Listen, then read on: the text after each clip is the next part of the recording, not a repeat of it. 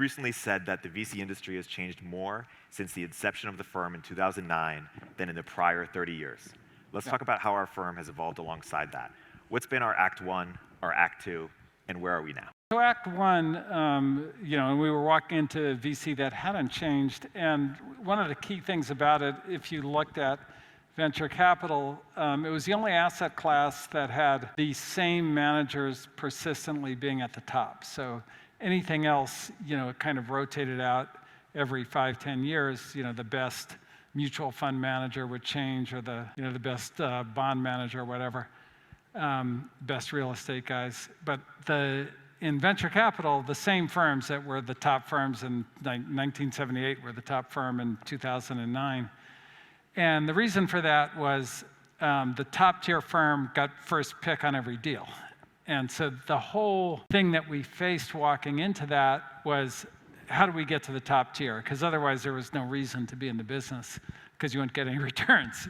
The same teams get the #1 pick in the draft every year. And so our idea, that was the goal. And we had, we were coming from product companies, so we looked at it through the product lens. And we said, okay, venture capital is a really good product. Top tier venture capital is a really good product for LPs, but a really kind of mediocre product for entrepreneurs. And so we thought about, being entrepreneurs. We had been customers of venture capital. We knew what the product was. It was, you get a very smart person on your board.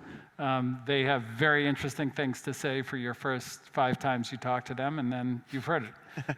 And so that we were like, okay, that's kind of underwhelming given how hard it is to build a company. So our idea was to create a platform that enabled a founder to evolve into becoming a CEO.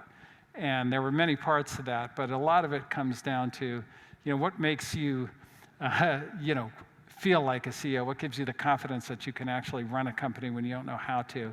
And that became the networks that we built. Like, how can I call any CEO? How can I call any executive? How can I, get to the U.S. government if I need to?